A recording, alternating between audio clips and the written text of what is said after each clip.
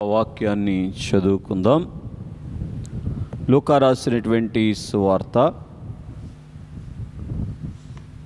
24వ అధ్యాయము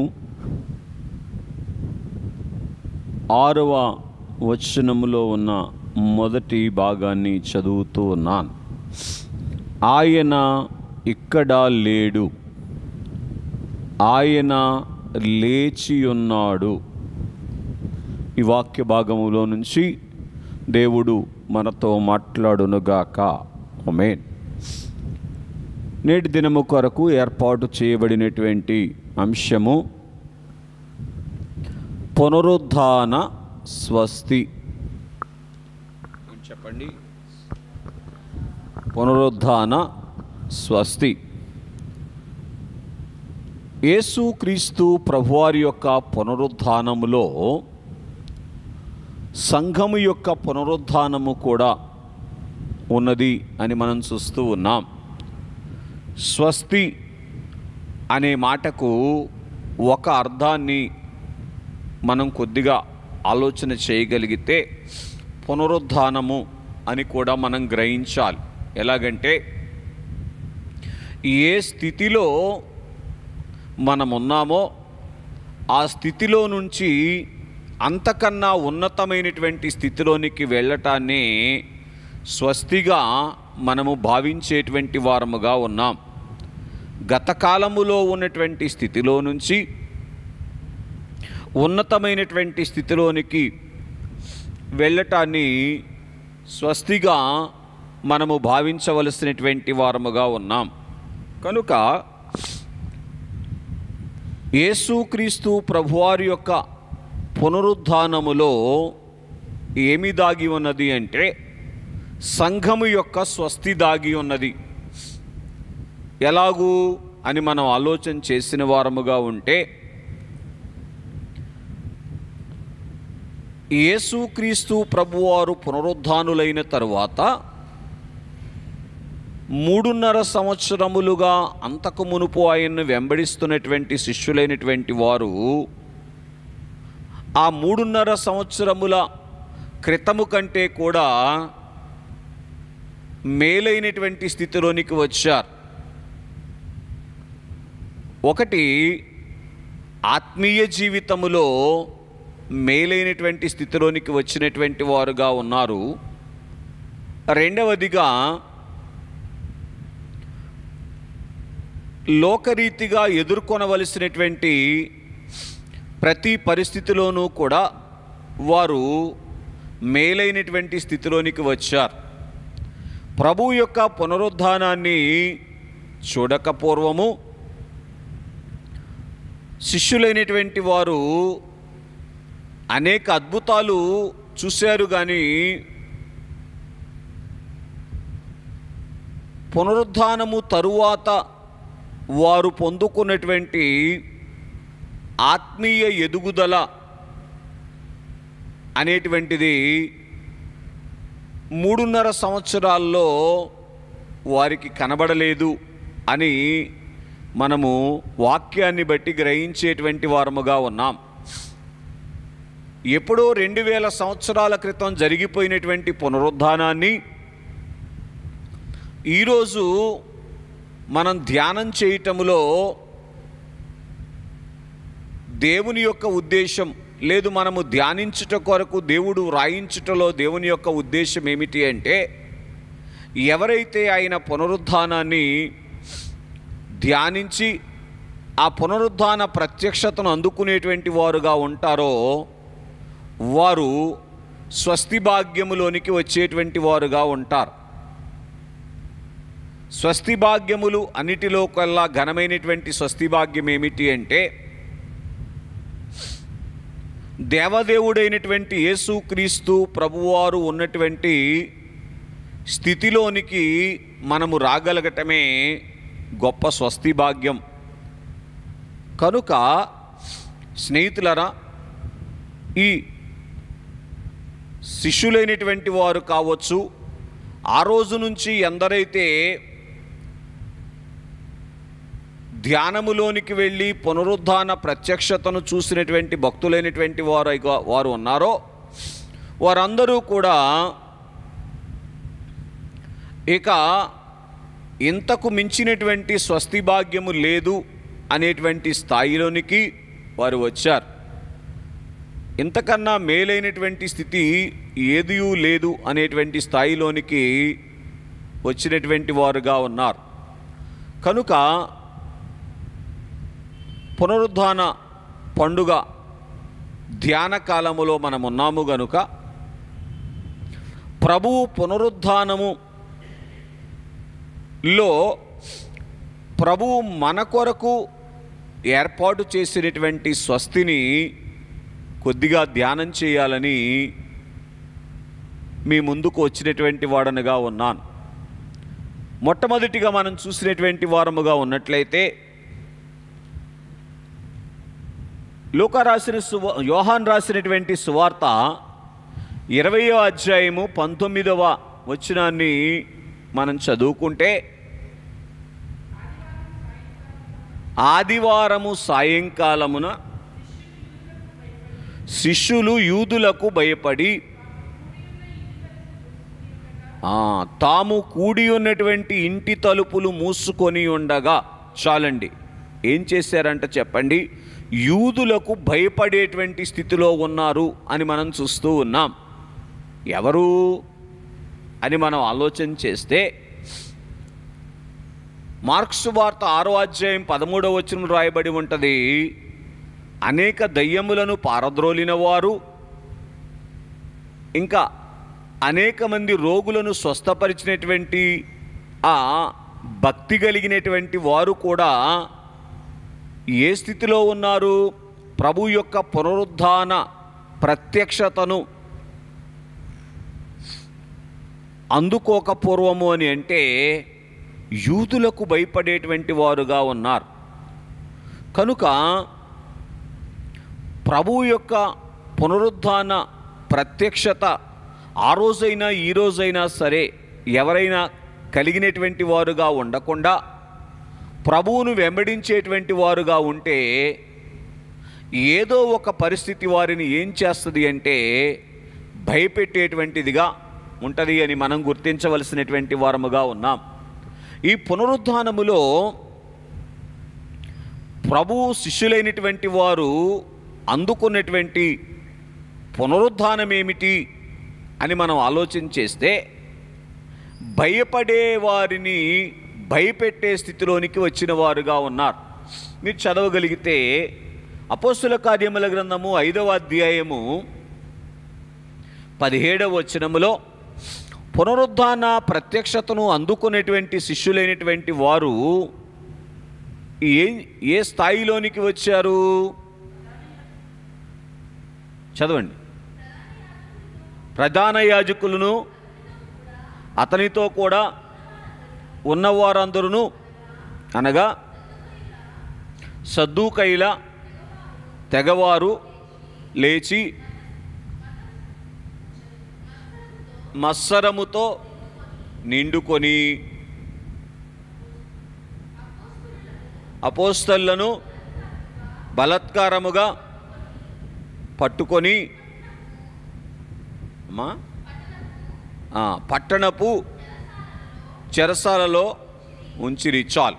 సంగతి ఏమిటి అంటే, ఎందుకు ఈ యూదులైనటువంటి వారు వారి మీద మత్సరపడ్డారు అని అంటే, ఇలాగున ఈ అపోస్తలులైనటువంటి వారిని వదిలివేస్తే వీరు మన వారందరినీ కూడా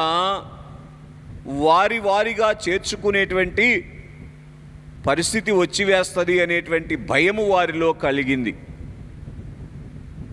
స్నేహితులారా గమనించండి, అంటే ఒకప్పుడు పునరుద్ధాన ప్రత్యక్షతను చూడనటువంటి కాలములో యూదులైనటువంటి వారికి శిష్యులైనటువంటి వారు ఏం చేశారు? భయపడిన వారుగా ఉన్నారు. కానీ ఎప్పుడైతే పునరుద్ధాన ప్రత్యక్షతను వారు పరిపూర్ణముగా అందుకునేటువంటి వారుగా ఉన్నారో, వారిలోనికి వచ్చినటువంటి పునరుద్ధాన ప్రభావము ఏం చేసింది వారిని అని అంటే, ఏవేవి వారిని దేవుడు తన కొరకు సిద్ధపరిచినటువంటి భాగ్యమును అందుకోకుండా చేస్తాయో వాటన్నిటికీ భయపడేటువంటి స్థితిలో నుంచి పూర్తి చేయండి, వాటిని భయపెట్టేటువంటి స్థితిలోనికి వెళ్ళినటువంటి వారుగా ఉన్నారు.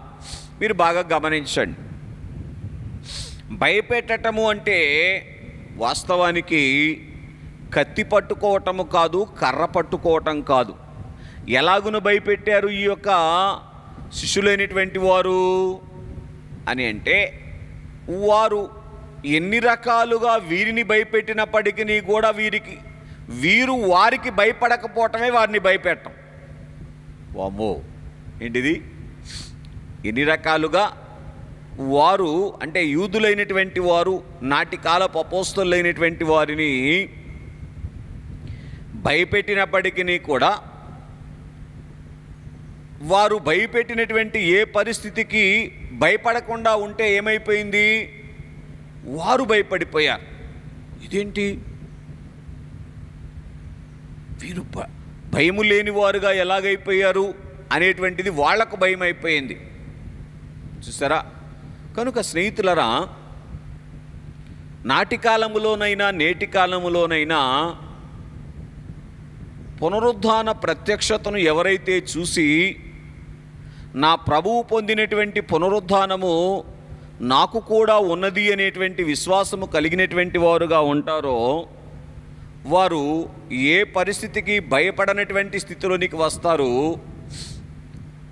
ఇంకా చెప్పాలి అంటే భయపెట్టేటువంటి పరిస్థితులను వారు భయపెట్టేవారుగా ఉంటారు అని మనం చూస్తూ ఉన్నాం.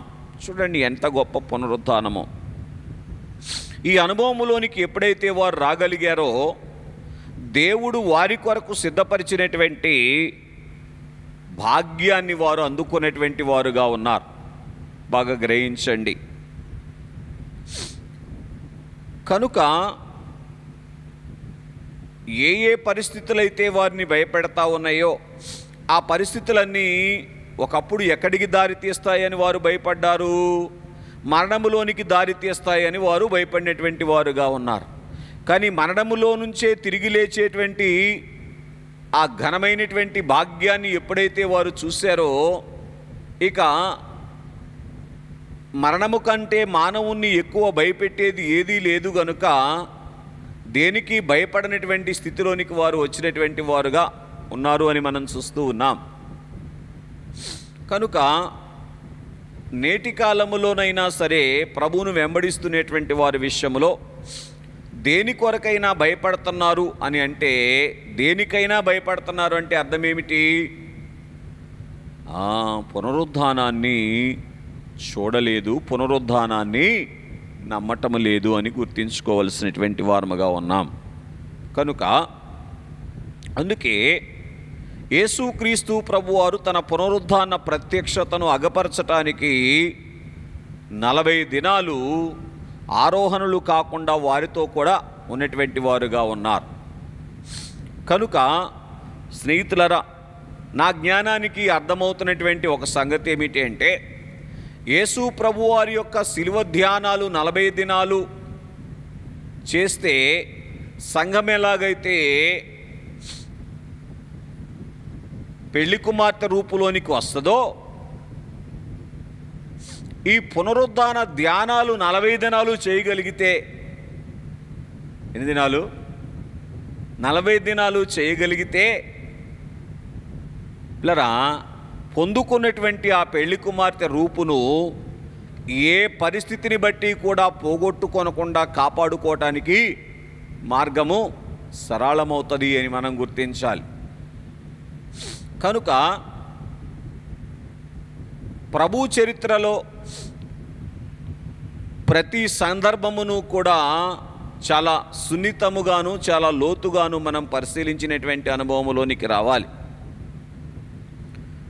అలాగున పరీక్ష చేసి ఆయన్ని వెంబడించిన రోజున పరిపూర్ణముగా వెంబడించేటువంటి అనుభవంలోనికి వస్తాం. లేకపోతే ఎంత దగ్గరగా వెంబడించినటువంటి శిష్యులైనా ఒకరోజు ఏం చేశారంట? యూదులకు భయపడి గదిలోనికి వెళ్ళి తలుపులు వేసుకున్నారు అనేటువంటి మాటను మనం చూస్తూ ఉన్నటువంటి వారముగా ఉన్నాం. సరే, కనుక భక్తి ద్వారా దేవుడు సిద్ధపరిచినటువంటి మోక్షలోక భాగ్యమును అందుకొనుట కొరకు భయపెట్టే వాటిని భయపెట్టేటువంటి అనుభవములోనికి రావలసినటువంటి వారముగా ఉన్నాం అని మనం చూస్తూ ఉన్నాం. ఇంకొక మాట కూడా అదే విషయానికి అన్వయంగా మీరు చదివితే 39వ వచనాన్ని చదువుకుందాం. 5వ అధ్యాయం 39వ వచనం, అపోస్తుల కార్యములు 5:39. అమ్మా,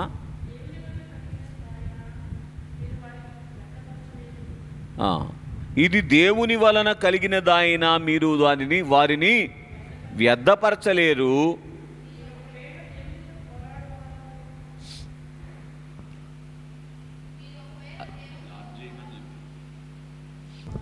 ఆ దేవుని వలన కలిగినదాయినా అమ్మా మీరు వారిని వ్యర్థపరచలేరు.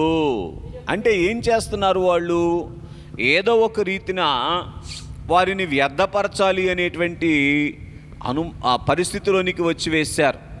మనం ఇలాగున ఊరుకుంటే లోకమంతా వారి వెంట వెళ్ళిపోద్ది కదా అనేటువంటి భయము వారిలోనికి వచ్చి వేసినట్లుగా మనం చూస్తూ ఉన్నాం. కనుక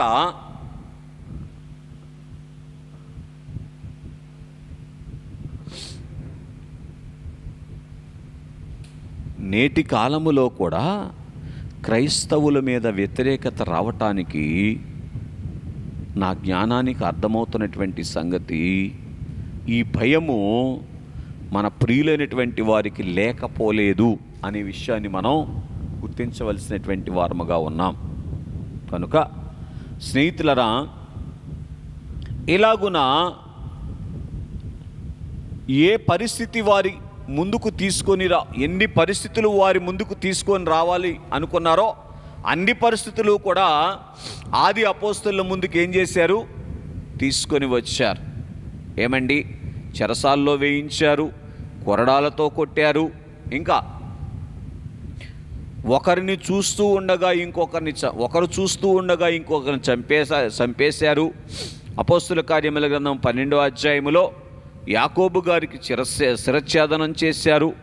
ఇట్లాగున ఇన్ని భయంకరమైనటువంటి పరిస్థితులు వాళ్ళ కళ్ళ ముందు జరుగుతూ ఉన్నప్పటికీ కూడా ఎందుకు వారు భయపడకుండా ఉండగలిగారు అని అంటే, ప్రభు యొక్క పునరుద్ధానములో ఉన్నటువంటి స్వస్తి వారిని ఏం చేసింది అంటే, భయపడేటువంటి వారిని భయపెట్టేటువంటి స్థితిలోనికి తీసుకొని వచ్చింది అని మనం గ్రహించవలసినటువంటి వారముగా ఉన్నాం.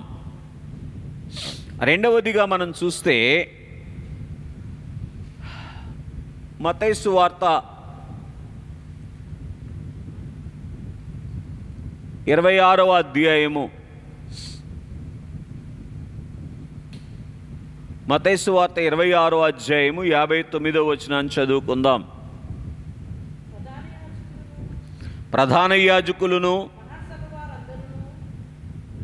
మహాసభ వారందరూ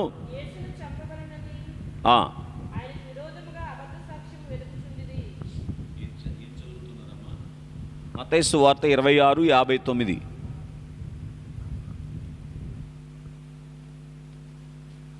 చూడండి. అవును, 69వ వచనం. పేతురు వెలుపటి ముంగిట కూర్చొని ఉండగా అమ్మా ఒక చిన్నది అతని యొద్దకు వచ్చి, నీవును గలిలయుడగు యేసుతో కూడా ఉంటివి కదా అనెను. ఆగండి. కనుక యేసుక్రీస్తు ప్రభువారి యొక్క పునరుద్ధానాన్ని చూడకముందు, పునరుద్ధానములో ఉన్నటువంటి స్వస్తిని వారు అందుకోకముందు వారికి ఉన్నటువంటి బిరుదేమిటి అంటే యేసుతో కూడా ఉన్నవారు. ఏంటంటే చెప్పండి, యేసుతో కూడా ఉన్నవారు అనేటువంటి ఆ సాక్ష్యాన్ని మాత్రమే వారు కలిగినటువంటి వారుగా ఉన్నారు అని మనం చూస్తూ ఉన్నటువంటి వారముగా ఉన్నాం. కానీ యేసుతో కూడా ఉన్నటువంటి స్థితి వారికి సంపూర్ణమైనటువంటి స్వస్తి భాగ్యము అనేటువంటిది అనుగ్రహించలేదు అని మనం గ్రహిస్తే పిల్లరా, ఎందుకు అలాగ అనుకోవాలి? పేతురు గారు ఏం చేశారు? ముమ్మారు అబద్ధమాడినటువంటి వాడుగా ఉన్నాడు అని మనం చూస్తూ ఉన్నాం. కనుక ఎప్పుడైతే వీరు పునరుద్ధాన ప్రత్యక్షతను చూసినటువంటి వారుగా ఉన్నారో ఏ అనుభవములోనికి వచ్చారు? ఒకసారి చదవగలిగితే పిల్లరా, ఫిలిప్పీ పత్రిక 1వ అధ్యాయము 21వ వచనాన్ని చదువుకుందాం.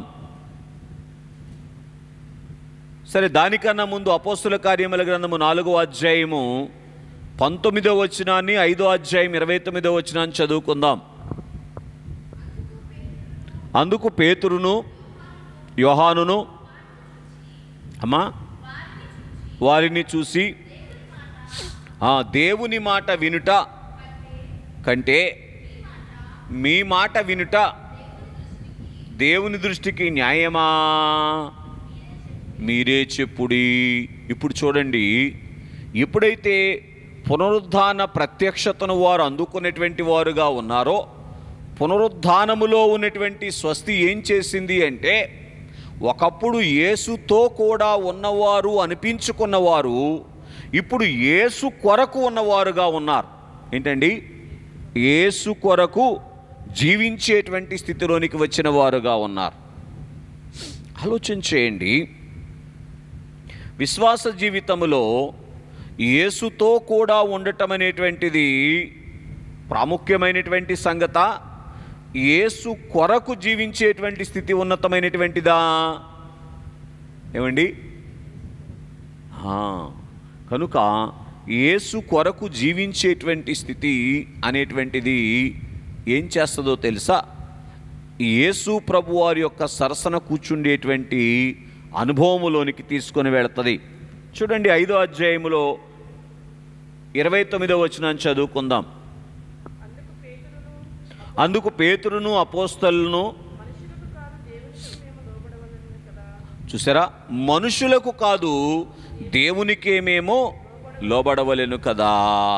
చూసారా, ఇక్కడ మనం చూసినటువంటి వారముగా ఉన్నట్లయితే యేసు కొరకే వారు జీవిస్తూ ఉన్నాము గనుక మేము యేసుకే లోబడతామనేటువంటి స్థితిలోనికి వచ్చినటువంటి వారుగా ఉన్నారు.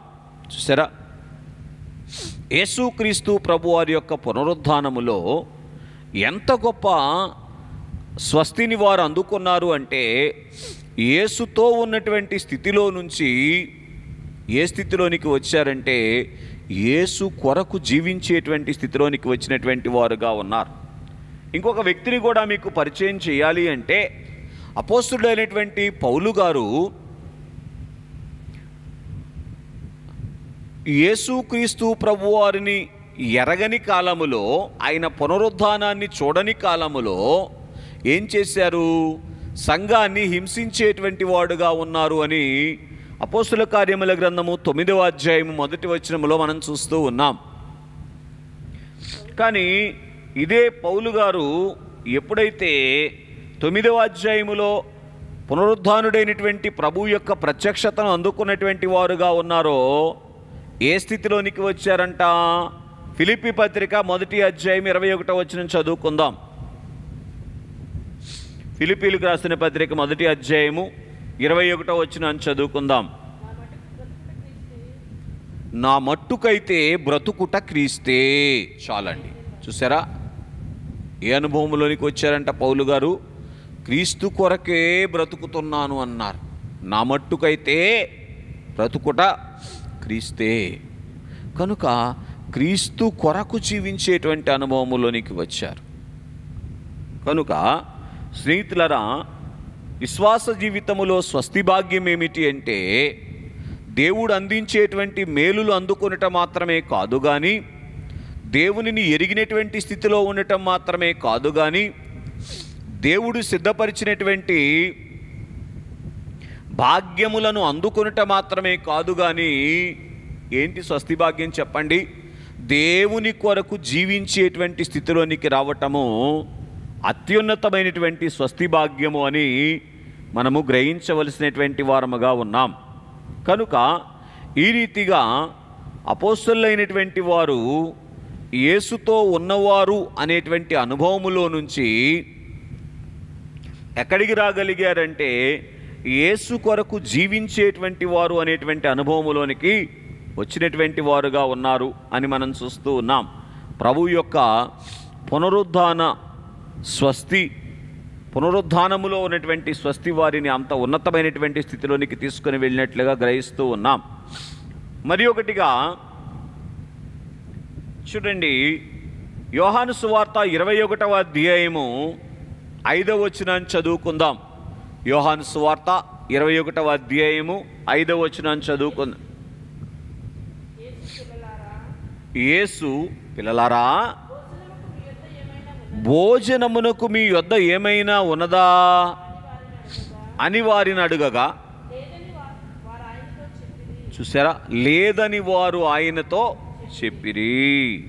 కనుక యేసుక్రీస్తు ప్రభువారి యొక్క పునరుద్ధాన ప్రత్యక్షతను పరిపూర్ణముగా అనుభవములోనికి తెచ్చుకొనక ముందు ఈ శిష్యులైనటువంటి వారు ఏ స్థితిలో ఉన్నారంట? ఆకలిగొనిన వారుగా ఉన్నారు. ఎలాగున్నారు? ఆకలిగొనినటువంటి వారుగా ఉన్నారు. ఒక భక్తుడిలాగన్నారు,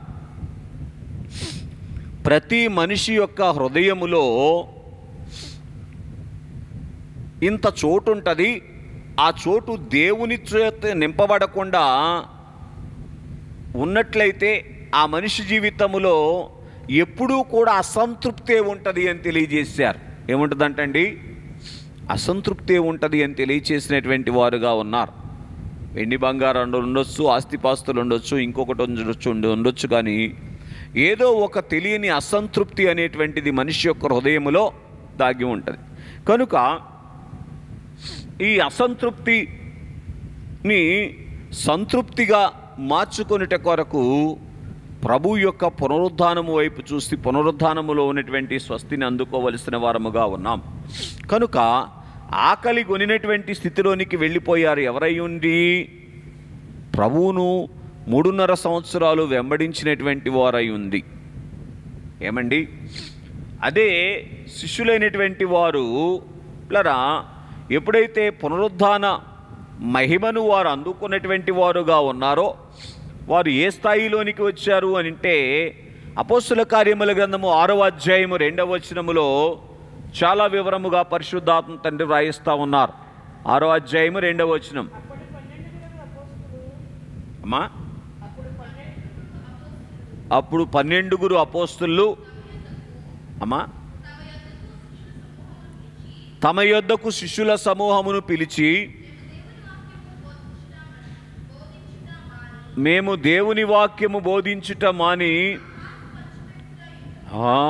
ఆహారము పంచిపెట్టుట యుక్తము కాదు. కనుక ఒకప్పుడు ఆకలి కొనిన వారు ఇప్పుడు ఏ స్థితిలోనికి వచ్చారంట? అన్నము పెట్టే స్థితిలోనికి వచ్చారంట. దేవునికి మహిమ కలుగునుగాక. అర్థమవుతుందండి? వారికే ఆహారము లేనటువంటి స్థితిలో నుంచి అనేకులకు అన్నము పెట్టగలిగినటువంటి స్థితిలోనికి వచ్చినట్లుగా మనం చూస్తూ ఉన్నటువంటి వారముగా ఉన్నాం.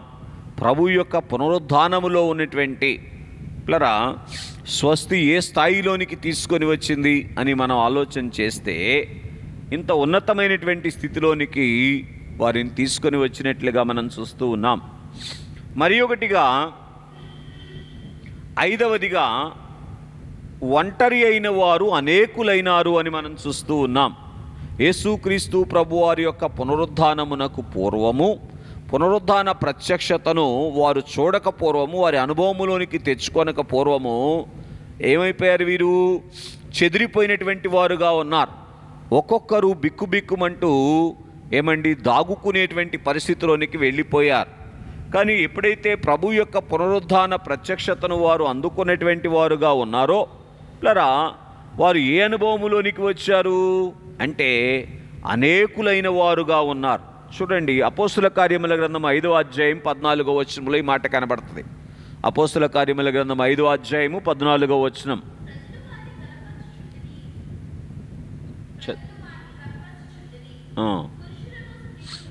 పురుషులను స్త్రీలను అనేకులను మరి ఎక్కువగా విశ్వాసులై ప్రభువు పక్షమున చేర్చబడిరి. కనుక చూసారా, అనేకులైనటువంటి వారుగా ఉన్నారని మనం చూస్తూ ఉన్నాం. కనుక అందుకే పరిశుద్ధ గ్రంథములో ఒక సందర్భంలో దేవుడు మాట్లాడుతూ మీలో ఒంటరి అయిన వారు అనేకులగుదురు అని తెలియచేశారు. కనుక స్నేహితులారు, ఇక్కడ మనం చూసినప్పుడు ప్రభు యొక్క పునరుద్ధానములో ఉన్నటువంటి ఆ యొక్క స్వస్తి, ఘనమైనటువంటి స్థితి, ఆ మేలైనటువంటి స్థితిని వీరు చూసినప్పుడు వీరు ఎంత గొప్ప పునరుద్ధాన స్థితిలోనికి వచ్చారంటే, ఒకప్పుడు ఏమండి 11 మందిగా ఉన్నటువంటి వారు ఏమైపోయారంటండి, అనేకులైపోయినటువంటి వారుగా ఉన్నారు. మొదటేమో 3000 మంది అయ్యారు, 2వ అధ్యాయములో, 4వ అధ్యాయములోనేమో ఏమండి 5000 మంది అయ్యారు. ఆ తరువాత ఇక 6వ అధ్యాయంలోనికి వచ్చేవరకు ఏం జరిగిందంట, అనేకులైనటువంటి వారుగా ఉన్నారని మనం చూస్తూ ఉన్నటువంటి వారముగా ఉన్నాం. 5వ అధ్యాయములో అనేకులైనట్లుగా మనం చూస్తూ ఉన్నటువంటి వారముగా ఉన్నాం. కనుక స్నేహితులరా, ప్రభు యొక్క పునరుద్ధాన ఆ ప్రత్యక్షతను నిదానించి మనం చూసి ఆ పునరుద్ధానములో ఉన్నటువంటి స్వస్తిని అందుకొనగలిగితే పిల్లరా, ఒక్కరు అనేకులయ్యేటువంటి అనుభవములోనికి వచ్చేటువంటి వారుగా ఉంటారు అని మనం చూస్తూ ఉన్నటువంటి వారముగా ఉన్నాం. 6వదిగా పేతురు రాసినటువంటి మొదటి పత్రిక 1వ అధ్యాయము 23వ వచనం చదువుకుందాం. పేతురు రాసిన మొదటి పత్రిక 1వ అధ్యాయం 23వ వచనం.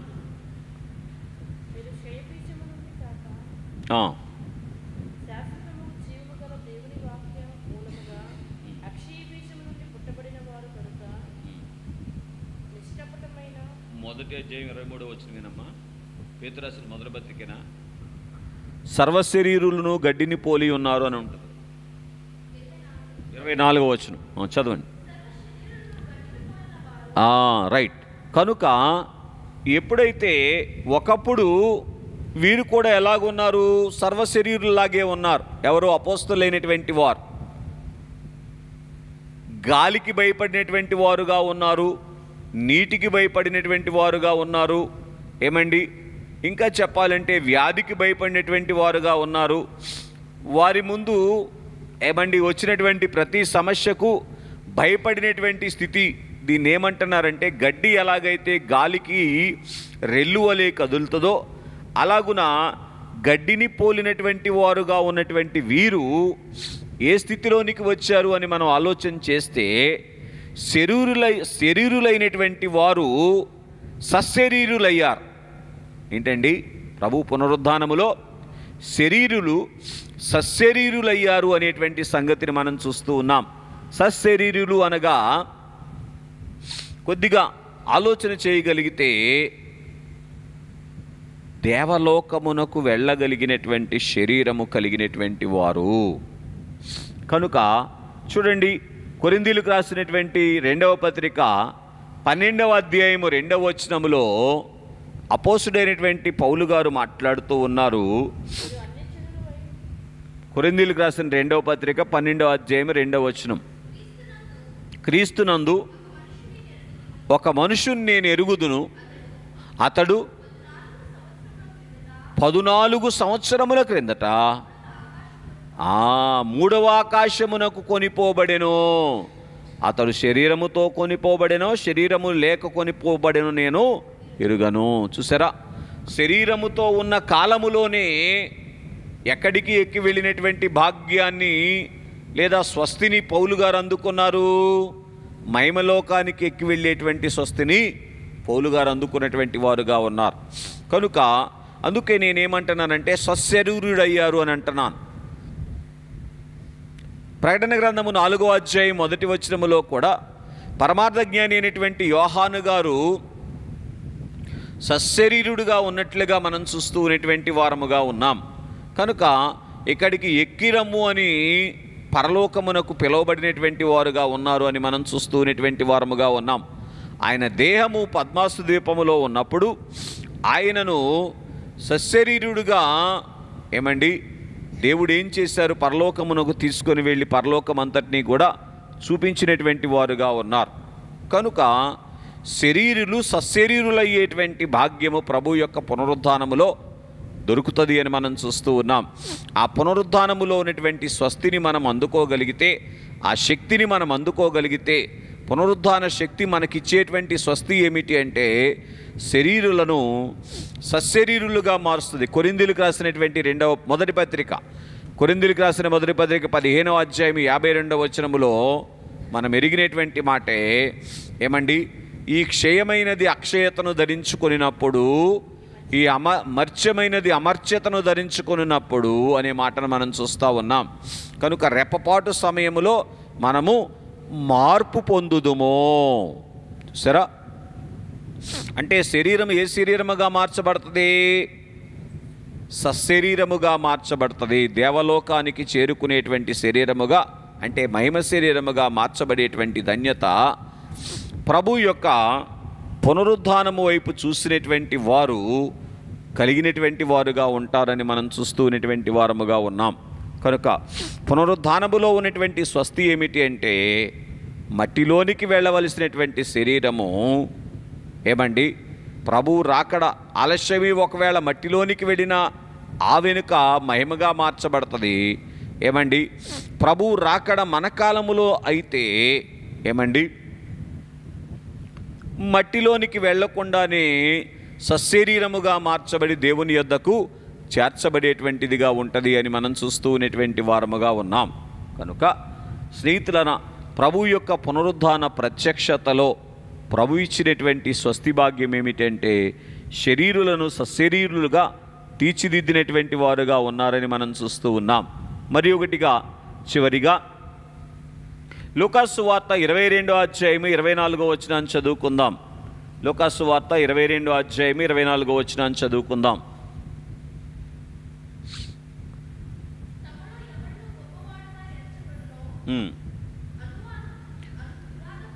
తమలో ఎవడు గొప్పవాడుగా ఎంచబడును అను వివాదము వారిలో పుట్టగా. చాలండి.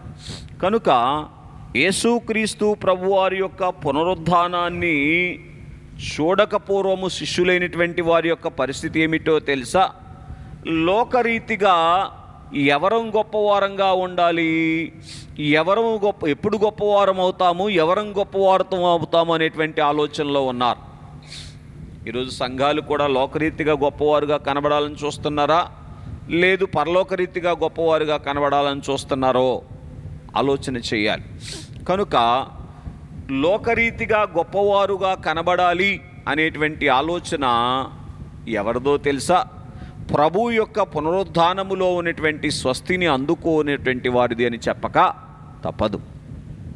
కనుక ప్రభు పునరుద్ధానాన్ని చూడకపోవడము, ఇది మాకు కూడా ఉన్నది అనేటువంటి అనుభవములోనికి రాకపోవడము, శిష్యులు ఏ స్థితిలో ఉన్నారంటండి, లోకరీతిగా గొప్పవారుగా ఉండుట కొరకు ప్రయాసపడేటువంటి ప్రమాదములోనికి వెళ్ళిపోయినటువంటి వారుగా ఉన్నారు. అదే శిష్యులైనటువంటి వారులో ఒకరిని మీకు పరిచయం చేయాలి అని అంటే ఆ వారిలో నుంచి వచ్చినటువంటి సంఘములో నుంచి వచ్చిన ఒకరిని మీకు చూపించాలి అని అంటే అపోస్తుల కార్యముల గ్రంథము 7వ అధ్యాయము 55వ వచనాన్ని చదువుకుందాం. అపోస్తుల కార్యముల గ్రంథము 7వ అధ్యాయం 55వ వచనం. అయితే అతడు పరిశుద్ధాత్మతో నిండుకొనిన వాడై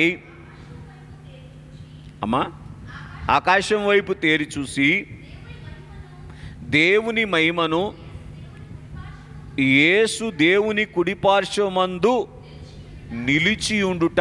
చాలు ఈ మాట, యేసు దేవుని కుడిపార్శ్వమందు నిలిచియుండుట. బాగా వినండి.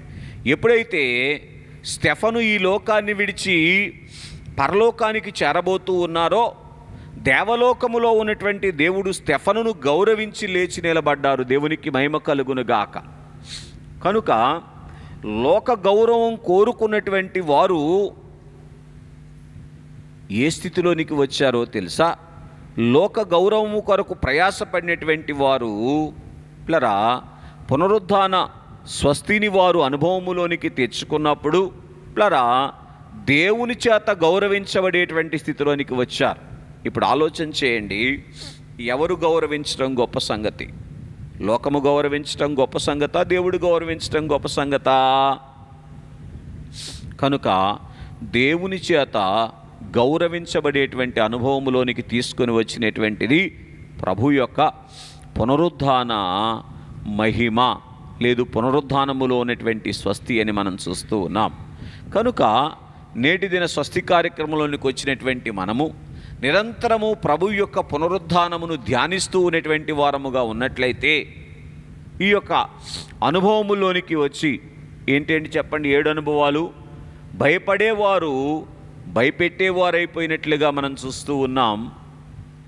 అలాగే యేసుతో కూడా ఉన్నవారు యేసు కొరకు జీవించేటువంటి వారుగా ఉన్నారని మనం చూస్తూ ఉన్నాం. అలాగే స్వస్తి భాగ్యాన్ని అందుకున్నారని మనం చూస్తూ ఉన్నాం. ఏమండి, ఆకలి కొనిన వారు అన్నము పెట్టేటువంటి వారి వరుసలోనికి వచ్చారని మనం చూస్తూ ఉన్నాం. ఒంటరి అయిన వారు అనేకులైనారు అనేటువంటి సంగతిని మనం చూస్తూ ఉన్నాం. అలాగే శరీరులు సశరీరులయ్యారు అనేటువంటి సంగతిని కూడా మనం చూస్తూ ఉన్నాం. లోక గౌరవమును కోరుకున్నటువంటి వారు పరలోక గౌరవాన్ని సంపాదించుకున్నారు అనేటువంటి విషయాన్ని మనం చూసాం. మరి ఒకటిగా అపోస్తుల కార్యముల గ్రంథము 9వ అధ్యాయం 1వ వచనం చదువుకుందాం. అమ్మా, సౌలు ఇంకను ప్రభు యొక్క శిష్యులను బెదిరించుచు హత్య చేయుటయును, చూసారా, హత్య చేయుట ప్రాణాధారముగా భావించినటువంటి స్థితిలోకి ఉన్నారు. ఎవరైనా? సౌలు గారు. ఏం చూడనప్పుడు? ప్రభు యొక్క పునరుద్ధానాన్ని చూడనప్పుడు, పునరుద్ధాన ప్రత్యక్షతను తాను అనుభవములోనికి తెచ్చుకోనప్పుడు దీన్ని ఏమంటానో తెలుసా? దయ్యము వశములోనికి వెళ్ళిపోయాడు అని అంటున్నారు. అపవాది యొక్క లక్షణం ఏంటి? ఏమండి,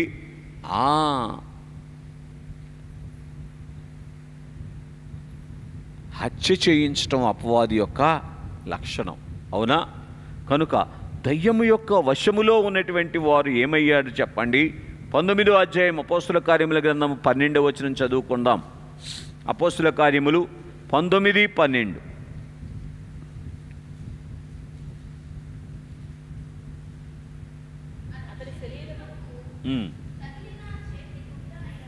అతని శరీరమునకు తగిలినటువంటి చేతిగుడ్డనైనను, అమ్మా, నడికట్టైనను రోగుల యొద్దకు తెచ్చినప్పుడు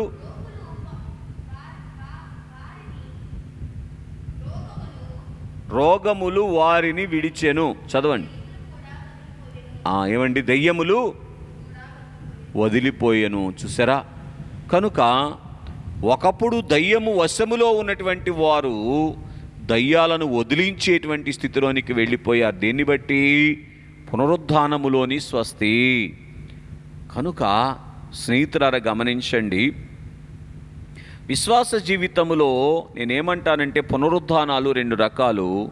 ఒకటి ఏమండి, లోక సంబంధముగా ఉన్నతమైనటువంటి స్థితిలోనికి వెళ్ళుట కోరుకునేటువంటి స్థితి. రెండవది పరలోక సంబంధముగా ఉన్నతమైనటువంటి స్థితిలోనికి వెళ్ళేటువంటి స్థితిని కోరుకునేటువంటిది. కానీ స్నేహితులారా బాగా గ్రహించండి, పునరుద్ధానములో ఉన్నటువంటి గొప్ప సంగతి ఏమిటి అంటే, దేవుడు మెచ్చుకునేటువంటి పునరుద్ధానము ఆయన సమరూపమునకు మనం మార్చబడుట అనేటువంటి పునరుద్ధానము అని మనం చూస్తూ ఉన్నటువంటి వారముగా ఉన్నాం. కాబట్టి యేసు క్రీస్తు ప్రభువారి యొక్క పునరుద్ధానములో ఏమున్నది అంటే స్వస్తి భాగ్యం ఉన్నది. కనుక పునరుద్ధాన వరుడి వైపు చూస్తూ ఆ పునరుద్ధాన స్వస్తిని అందుకొని నిరంతరము స్వస్తిని మన అనుభవములో దాచుకుంటూ మేఘమెక్కగలిగినటువంటి కృప దేవుడు మనెల్లరకు అనుగ్రహించునుగాక. ఆమేన్. పరిశుద్ధుడా, ప్రేమ కలిగిన తండ్రి, పునరుద్ధాన వరుడా, మీకు స్తోత్రాలు చెల్లిస్తూ ఉన్నాం. మీ పునరుద్ధానములో ఉన్నటువంటి స్వస్తిని గురించి కొద్ది నిమిషాలు ధ్యానం చేయటానికి మీరు మాకు ఇచ్చినటువంటి ధన్యత కొరకు వందనాలు. దయచూపించి ఇటు గొప్ప స్వస్తిని నిరంతరము మేము అందుకుంటూ అనేకులకు అందిస్తూ మహిమ మేఘమునకు ఆయత్తపడగలిగినటువంటి కృప దయచేయమని యేసు నామమున అడుగుచున్నాము తండ్రి. ఆమేన్.